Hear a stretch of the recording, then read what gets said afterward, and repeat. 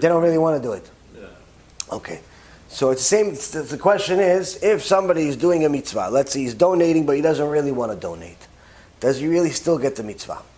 Better yet, we'll add to this question, if somebody, let's say, comes to a Shiur Torah to learn Torah, but he doesn't really want to go. He doesn't really want to go. Does he still get a mitzvah? Should he still go? The Gemara says in a couple of places, Mimakom shelo lishma ba lishma, that even if a person does a mitzvah without willpower, he doesn't want it. He doesn't want to do it. In fact, he hates it. HaKadosh Baruch Hu still wants him to do it, because once he does it,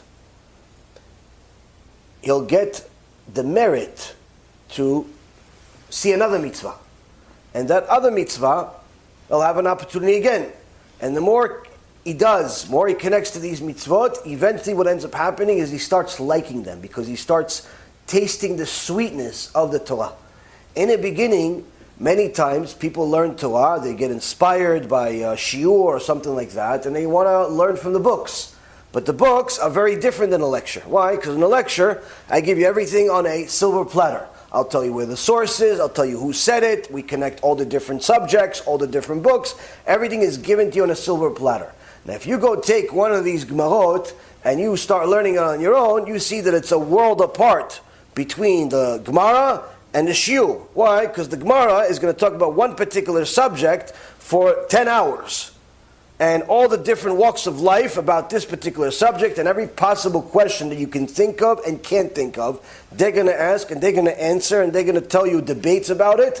But it's, in so many words, it's focusing and it's narrowing on one particular thing. It's not giving you anything on a silver platter. In fact, you have to toil in order to even understand what is even being said there. So it's a world apart. So many times when people start learning the books, they say, oh, it's not, where's the sweetness? Where's the sweetness the rabbi keeps talking about? Yeah, he's talking, he has all the information already. So yeah, for him it's sweet, but I'm just learning this thing. It's not sweet at all. It's bitter. It's hard. It takes me 6 hours to finish one page. Who wants to do this? So the Gemara says exactly that. Mimakom shelo lishma ba lishma. Initially, you don't want to do it. Initially, it's bitter, but keep going. Why? The more you keep going, the closer you're going to get to that sweetness, where eventually you're going to start seeing how things add up. And now that you've arrived at the right conclusion on your own, you feel like this now has become yours. You've become part of the Torah. Not just a reader of Torah. Like if you read math, if you learn science, you do all these things, okay, so you're knowledgeable about certain things. But when you learn Torah the right way, the Torah becomes part of you. And that is the sweetest thing that could ever exist in the world. So everyone needs a little bit of shiurim, a little bit of the actual sfarim. Obviously, there's different levels of learning, there's different levels of shiurim, there's different levels of sfarim. But the point being is that even if a person does not want to do a mitzvah, whether it be learning Torah or giving tzedakah or whatever it is, he should go and she should go and do it. Why? Number one, Hashem said so. That's already enough of a reason. Number two, it's good for you. Yeah, but I don't like it. It's good for you. Do it. Antibiotics, you don't like it, right? It tastes disgusting. All of these technological advancements, they still haven't figured out to make the antibiotic taste like anything edible. But guess what? If you have an infection, you have to take it. Why? It's good for you. Why? Because if you don't take it, you're going to die from the infection. So sometimes we have to take something because HaKadosh Baruch Hu said it, and that's enough of a reason. But sometimes we are stubborn people. We need something extra. Okay, it's good for you. When is it going to be good for me? Trust me.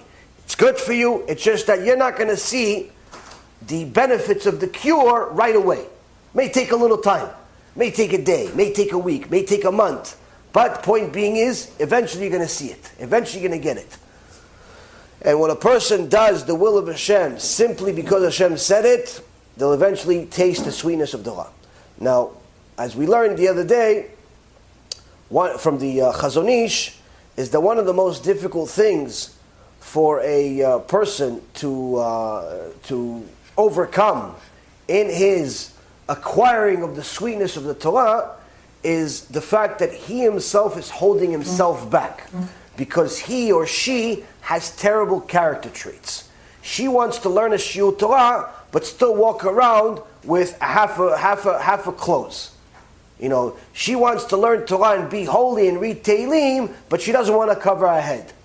He wants to learn Torah, but he also wants to watch basketball. He also wants to curse like a truck driver. He also wants to, do all types of things that Hashem says is forbidden, and he has bad character traits. And the Chazon Ish, thank you, and the Chazon Ish says these flawed character traits are what's holding you back from the sweetness of the Torah. So yes, you can still get some sweetness without perfecting your character traits. But to get the ultimate level of sweetness, you have to perfect your character traits. Why? Because you have to make your physical body a vessel for this pure spirituality that HaKadosh Baruch Hu wants to gift you. So the way to do it is by doing things that Hashem said, even if you don't want to. Next question. B'Shem Hashem Na'aseh v'Natzliach, we're very excited to offer you the new Be'ezrat Hashem app 3.0. It's a newer, faster app full of Torah, lots of Kedusha by the Shiurim that we do, myself, Rav Ephraim, Rav Chaim, where you'll have also newer features where you're able to use the app while you're using other applications on your phone. You'll be able to share the lectures directly from the app.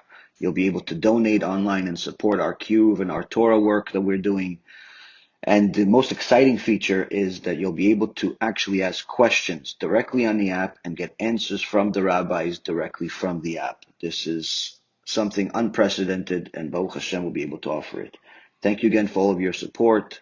Check it out. Make sure you have the kosher Torah that will re-energize your neshama each and every single day. Call to B'chava Tzlacha.